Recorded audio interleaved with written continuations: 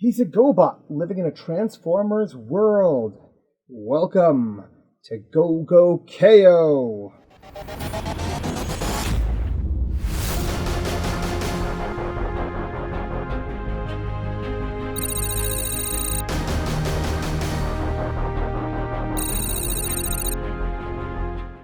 Hello and welcome back to Go Go KO. It has been so long since I've done this, I don't actually remember the format, but today we'll be looking at New Age H1K critter Bugbite. It was really important to me to get Bugbite into my comic because he's a really cool character idea. He comes from 2004, where he was the first GoBot ever brought over into the Transformers toy line, or at least the Transformers storyline.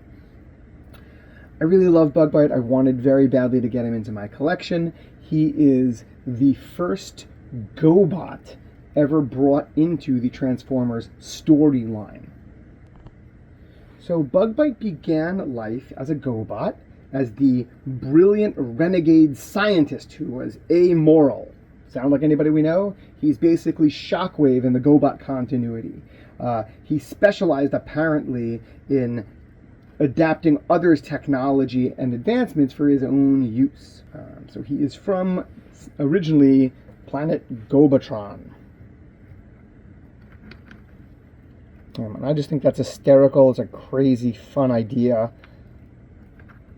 And I wanted to incorporate that into my Transformer comic because I love the idea that the GoBots are in.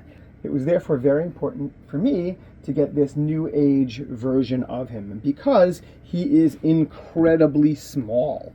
He comes in at a whopping 2 and not quite a half inches. And the reason that I wanted this so bad is because the GoBots are historically much smaller than the mainline Transformers. Yes, the Transformers had the mini-bots, and yes, GoBots had deluxe characters or larger characters, including, as I recall, Bugbite itself. Bugbite himself. Bugbite was a larger GoBot.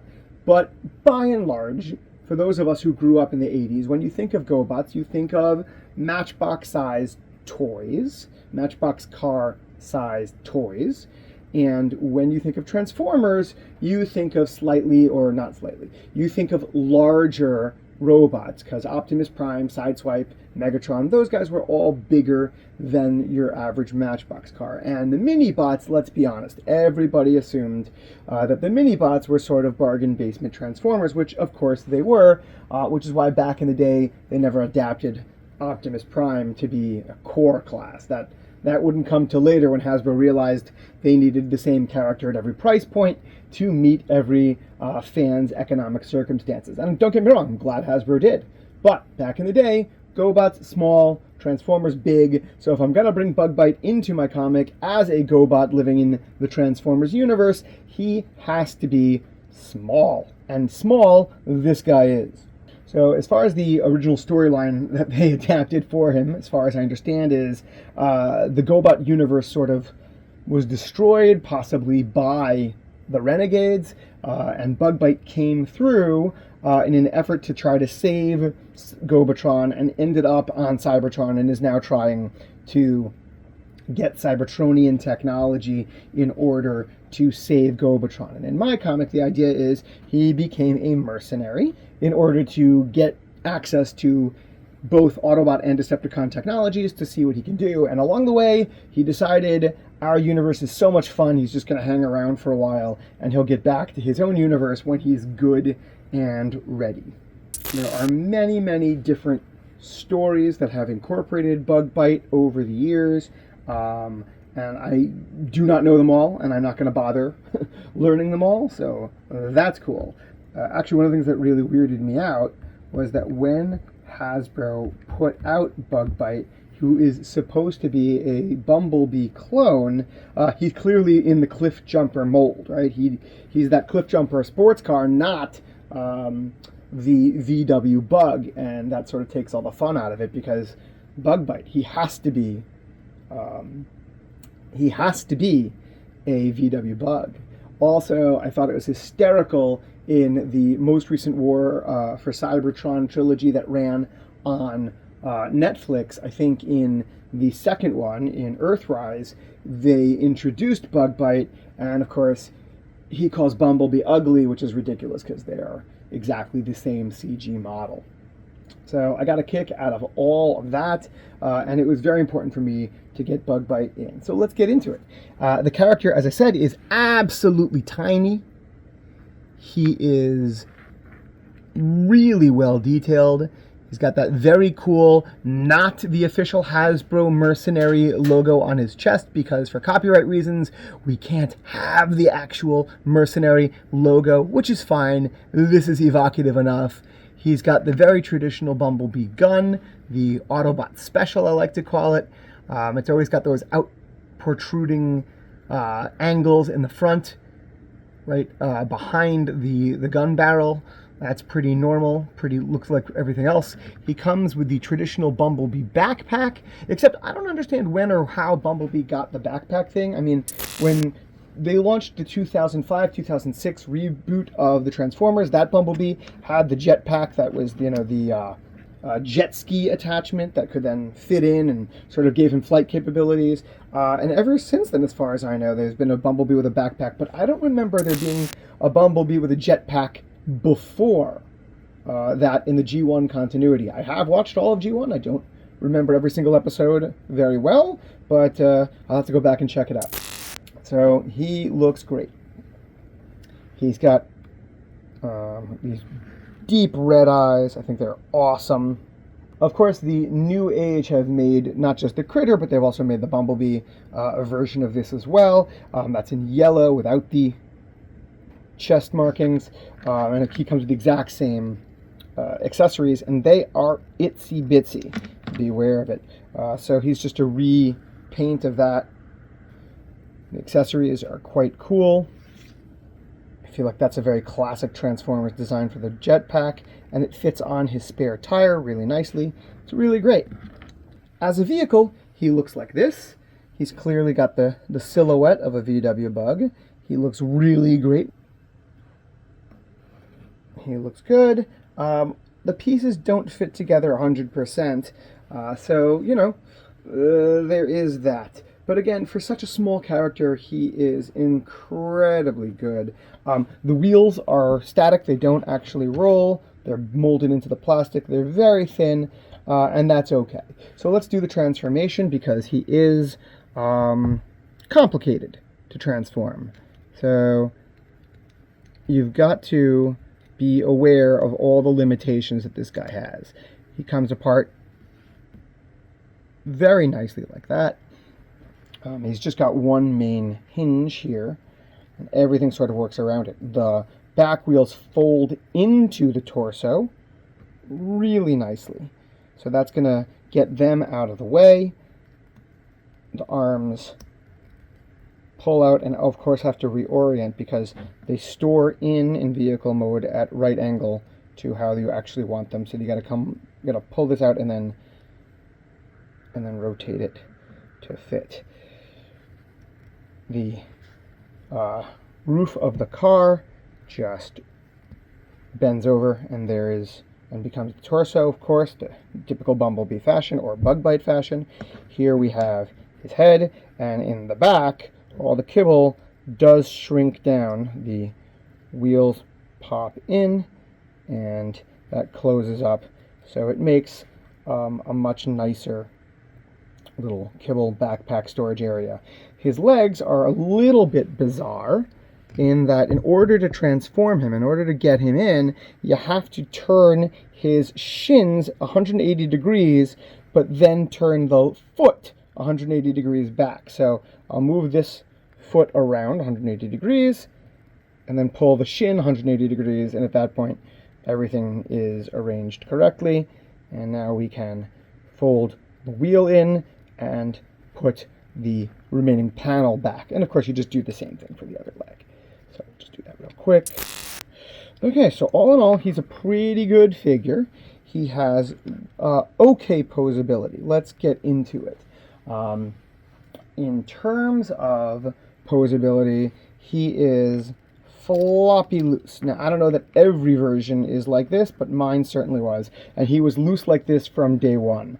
The joints are pretty darn loose, which is going to make it a pain in the butt to pose him later on. So there is that. I don't know that he's going to be the most often seen character in my comic because, well, he is a particularly difficult character to pose. Anywho, let's get into it. In terms of look, his vehicle mode is great. There are seam issues because it doesn't fit together as smoothly as one might like, but it's clearly a VW bug, and we love that. His robot mode is excellent. He looks like the evil little bumblebee he's supposed to be. He has great detail. There is a good face. Of course, the insignia we discussed. On the back, he, of course, has that spare tire. And the iconic, you have to have these crazy VW feet that are so huge they might as well be clown feet. He's got them in spades. It's really great.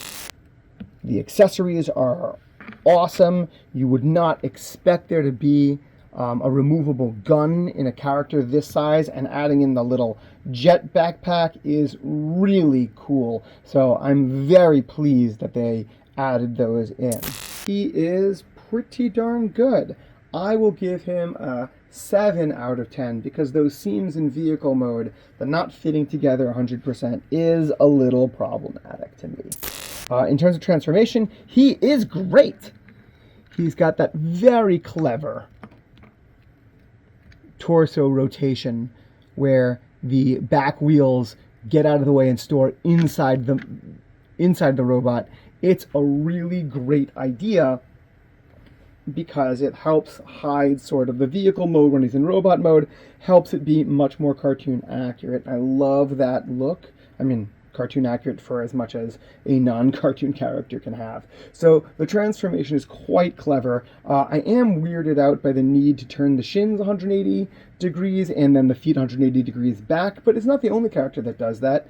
Sunstreaker, the Earthrise Sunstreaker the Earthrise Sunstreaker had similar gotta go back and forth way, so it's not the worst thing in the world. They see it, I suppose, as more of a feature than a bug. It's not, pun intended, I suppose. It's not the worst thing in the world. So I'm going to give him a 9 out of 10 in terms of transformation because he really is quite clever. And the way, especially the wheels, get stowed away so you don't have to see them all the time, that is fantastic. That is like one of the coolest things about the Transformer, the more cartoon accurate Transformers, because it really was done on the show. Their vehicle mode was sort of hidden a lot more than they were on the toys, at least those that we grew up with in the 80s. So it's really great to see them incorporating that into more modern designs. In terms of his posability, here we're going to lose some points because, again, he's so floppy. It is hard to get him into anything more than your average basic pose, right? The arm joint is so weak that I can barely get it to stay up, right? I can't really fire the gun unless you do some serious work on it, and even then only on the side because it can't pose it forward, it'll just fall down. Similarly, he does have a good amount of head swivel, but it just goes side to side, no up and down. His legs, be careful if you pick one of these guys up. Technically, I think the leg here can pivot forward. Don't try to get him to sit. Do not. It's so close, I'm afraid that the peg that's holding it on is going to break. I don't do it. The knees can bend, but I mean, you don't get a lot of but you don't get a lot of range there, even though it goes 90 degrees, because that foot is just so big. But all of these problems are overshadowed by just the floppiness of it. Getting this guy to stand in any particular pose is going to be difficult. And even when you get him to stand up, as you can see, he falls over pretty easily for the pose version. Here, I was able to very gently move this forward, move the leg forward, and as you can see, the knee doesn't quite function the way you'd want it to. It looks a little off, and I can't get him even a full 90 degrees on the hip forward. And again, that peg is really strained to do it. I'm not seeing any stress marks on it or anything like that, but I'm saying it doesn't feel good when you do that. He does have some posing ability. He'll look okay from certain angles, and I intend to be very careful how I use him, but he'll do the job. I do love the look of this guy, but his posability, ooh, I give him at best a 4 out of 10. And he looks great, don't get me wrong, but the plastic is absolutely fine. It's exactly what you'd come to expect from a new age Transformer. It's pretty professional grade. It looks really good. I love the silver details on the face. I do love the non-standard logo. Like, to get that kind of painted on graphic on a character this small from a non-Hasbro source or a non-Takara source, because let's be honest, Hasbro doesn't do it as well, is really good. You know, the color scheme is fantastic, and the plastic is pretty good. So for the plastic, I'll give him a 10 out of 10. That's awesome. In terms of price, I got him years ago, and I think it cost me, all of like $10, I think. I found him from China, and I was able to get him, and it was great, but you really can't find him too much anymore, so price is kind of a non-issue. If you can find him on eBay and you want to pick him up, that's great. I can totally see how this would be a pass for a lot of folks, because Hasbro does a bug bite if you're into him. Like I said, I really wanted one that looked like Bumblebee, and I really wanted one that was going to be evocative of GoBot. So for me, this was worth it. To find it these days, it's going to be really a challenge. You're going to have to go into the aftermarket quite a ways. Like again, eBay, not coming up. I haven't checked Facebook Marketplace, and I'm sure there's other collectors out there who are doing stuff, but you're going to have to go for it. So in terms of price, it gets a non-applicable. I'll just leave that at nothing.